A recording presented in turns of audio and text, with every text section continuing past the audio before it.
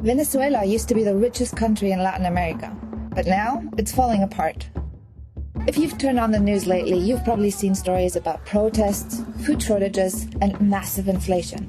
So how did Venezuela go from this to this?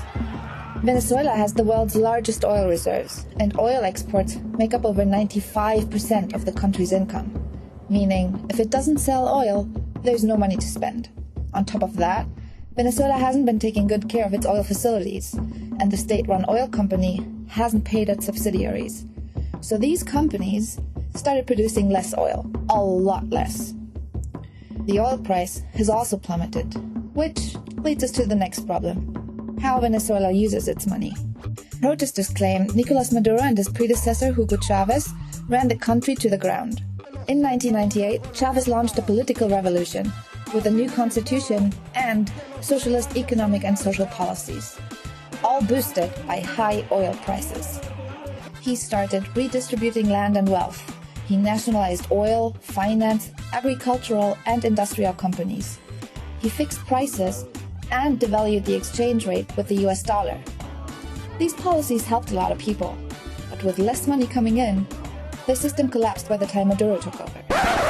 Now the country's down to its last $10 billion, of which $7.7 billion are in gold and can't be spent in a hurry. And it owes roughly $7.2 billion in outstanding debt this year. Because of all this, the country's currency, the bolivar, has lost 99% of its value in the past 5 years. So for example, $100 of currency in 2012 would be worth just 20 cents in 2017. Inflation reached an all-time high with 800% in December 2016, and the IMF estimates it will go up all the way to 1,134%. Let me visualize that. That means that a liter of milk that may have cost $1 before could end up costing roughly $11 by the end of this year. In a country where 80% of people live in poverty, that's just not affordable. And it makes things especially hard if you're a country that gets most of its food from abroad. Food and supplies have become so scarce as a result of inflation and price controls, they're being sold on the black market instead of in stores. With a large part of the country on the brink of starvation, food trafficking has become the biggest business in Venezuela. So Maduro put the military in charge of managing the country's food supply. But an AP investigation found that the military runs its own black markets and takes bribes from food importers. To be fair, there were shortages under Chavez too, but under Maduro, they became even greater. So great, in fact, that 3/4 of Venezuela's adult population lost an average of 8.7 kilos in the past year. People also have trouble getting their hands on life-saving medical supplies. The country is lacking roughly 80% of basic medical supplies, leading to drastic consequences. Venezuela is in the middle of a vicious cycle of bad policies and worse luck. It's been at the top of the World Misery Index for 3 consecutive years. So then, why is Maduro still in power?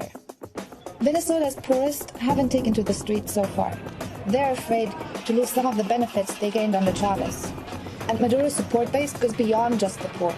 He has the military on his side because he's been keeping them happy by providing jobs, food, and basic supplies.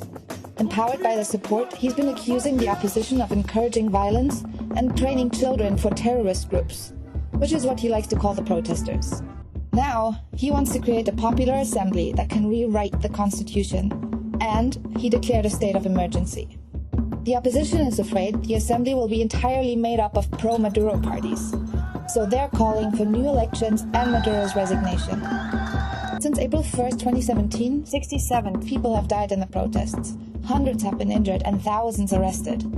Mediating the standoff will be a tough mission, even for the Pope.